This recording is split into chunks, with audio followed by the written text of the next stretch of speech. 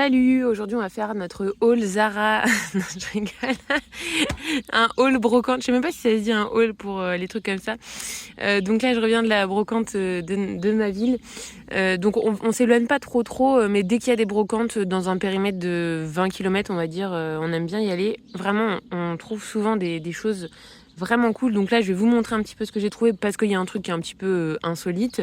Mais sinon le reste c'est histoire de vous donner un ordre d'idée de ce qu'on peut trouver et des économies que vous pouvez faire. Parce que je trouve qu'au brocante non seulement c'est pas cher mais en plus c'est souvent des objets qui sont de qualité parce que ça peut être des trucs un peu vieux on va dire. Et c'est vrai qu'avant c'est quand même des qualités autres que ça de maintenant quoi. Donc ici on a une très grande panière que je vais utiliser dans notre chambre pour mettre le linge sale. Actuellement en fait on le met dans une panière à linge plastique classique là de magasin. Donc du coup ça fera très bien, ça fera cottagecore. Et donc cette grande panière que vous pouvez trouver, attendez je vous dézoome. Ah, il y a ma carte bancaire, désolée. Hop. Donc du coup cette grande panière que vous pouvez trouver je pense minimum 30-40 euros. Et encore hein, dans un truc style Action quoi. Mais genre vous allez dans un Maison du Monde, ça coûte super cher les grosses panières comme ça. Et donc là je l'ai eu pour 5 euros, j'ai pas négocié, je trouve que 5 euros c'est honnête pour une grande panière parce qu'elle est toute neuve, elle est vraiment pas sale. Donc voilà, pour mettre les habits, pas le blanc hein, mais enfin pas les trucs mouillés mais les habits classiques, pas trop sales, voilà, on les mettra là-dedans avant de les laver. Ensuite, j'ai pris ça. Donc ça, c'est parce que comme on a toujours un certain nombre de petits portillons, de petits volets et petits trucs à mettre, on a pris... Donc ça, c'est des pentures de volets, mais je pense que je pourrais aussi m'en servir pour un petit portillon, on va voir. Puisqu'en fait, alors c'est des paires, mais il n'y a que... un gond. Donc en fait ça c'est pour mettre derrière. Je savais pas qu'on pouvait faire ça, qu'on pouvait doubler la penture pour qu'il y ait en gros ça s'attache de part et d'autre sur la ferraille et pas d'un côté sur la ferraille et d'un côté sur le bois. Donc ça va avec celle en dessous, vous voyez. Et le tout 4 euros. Donc je trouve que c'est sympa parce que déjà ça coûte cher dans les trucs genre Leroy Merlin ça coûte cher, mais en plus là vous avez des petits zigouigouis là qui font assez mignons, assez anciens, sympas. Donc là je pense qu'il faut qu'on va les décaper pour virer ça et ensuite on mettra en noir ou alors sinon je laisserai rouiller, mais j'ai l'impression quand même que c'est pas un truc qui rouille facilement. Histoire après de passer le produit que vous m'avez conseillé là pour garder la rouille mais que ça stoppe en gros l'évolution. Je me souviens plus du nom. Ça finit en hall dans un petit bidon que j'ai acheté là, que vous m'aviez fait prendre. Donc voilà, très bien. Ensuite, on a pris ça. Ça, c'est Abdel qui les voulait. Il aime bien les trucs comme ça. On n'avait pas de poivrier. On avait déjà regardé en magasin et c'est très cher en fait. Je pensais pas que c'était si cher que ça. Genre un truc comme ça en vrai bois, hein, si vous prenez pas du plastoc genre type la foire fouille, vous en avez tout de suite pour 20 ou 30 euros. Et là les deux, la salière et la poivrière, 3 euros. Sachant que là il y a un petit défaut, il manque le petit truc. Enfin je sais même pas honnêtement s'il est pas tombé dans la voiture. Mais bon ça se répare facilement. Je l'ai essayé, il marche. Il y a même encore le poivre et le sel. Hein, donc voilà, mais en tout cas 3 euros les deux, je trouve que c'est cool. Et voilà, on a pris des petits livres pour mes neveux nièces, c'était vraiment pas cher et ils étaient tout neufs quoi. Et le truc dont je voulais vous parler, c'est ça. Donc en fait, je pense qu'ils ont récupéré un ancien banc à planer.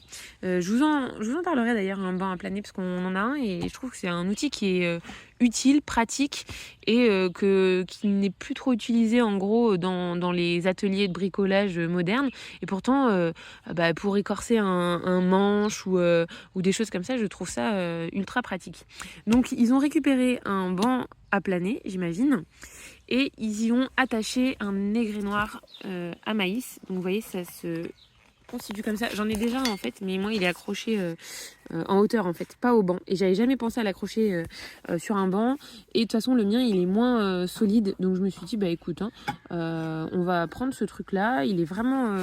l'idée est bonne. Et j'ai payé ça 35 euros. Bon j'aurais peut-être pu le négocier plus, mais c'est pareil, j'ai pas négocié. Alors des fois ça dépend comment ça me toque. Des fois je négocie quand vraiment je vois que c'est abusé quoi.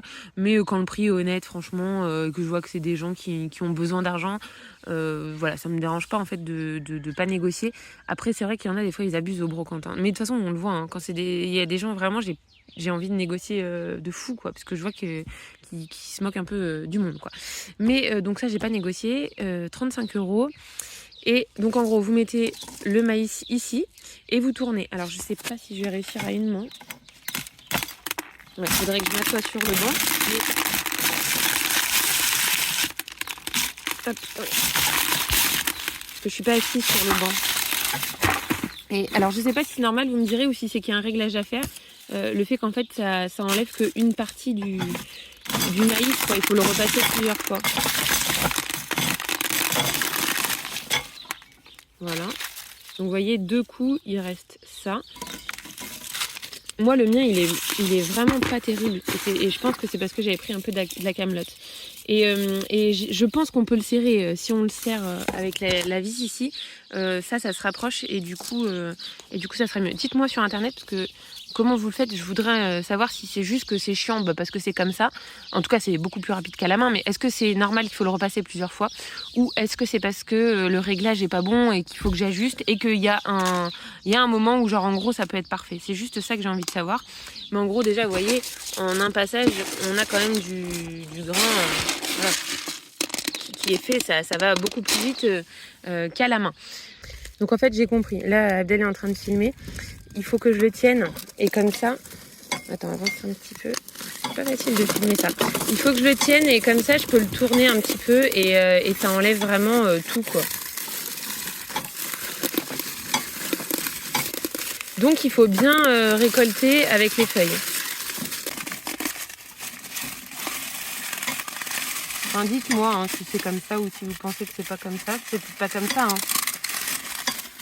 Mais je pense qu'il faut le tourner.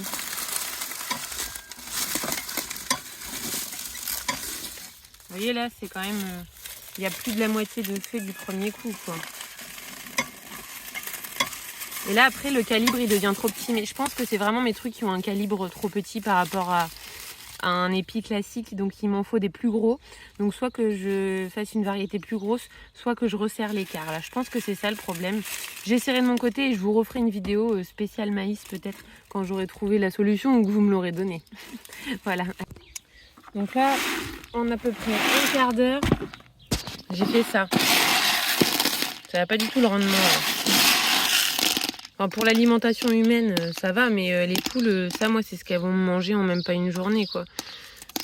Là, on est à plus de 60 têtes, donc vous imaginez bien que si les matins, je dois passer un quart d'heure à mouliner pour leur proposer du grain, ça va pas. Donc, il faut que j'arrange ça, à voir si j'arrive à faire mieux. Après, pour l'alimentation humaine, pas de problème. On peut se permettre de faire ça. Là, en une après-midi, on fait plusieurs kilos pour toute la polenta de tout l'hiver. Il n'y a pas de problème. D'ailleurs, ça, normalement, c'est du maïs à polenta. C'est aussi peut-être pour ça qu'il est de calibre plus petit, ou alors c'est parce que j'avais pas assez arrosé. Enfin, j'en sais rien. Toujours est-il que le grain est quand même plus petit que le maïs qu'on achète actuellement pour les poulets. Voilà, c'est tout ce que je voulais vous dire, mais du coup, il va falloir que j'améliore un petit peu ça pour que ce soit vraiment quelque chose qu'on puisse faire au quotidien. Si on veut faire notre propre maïs plus tard, puisque pour l'instant, en fait, on l'achète. On fait le maïs que pour nous, mais pas pour les poules. Donc, voilà. Et apparemment, les chèvres peuvent manger un peu de maïs, c'est pas de problème. Donc, pourquoi pas aussi faire aussi un petit peu pour les chèvres. Mais il faut qu'on améliore le process. Après, je peux acheter un truc électrique, quoi, mais c'est quand même plus sympa de le faire un peu à l'ancienne comme ça.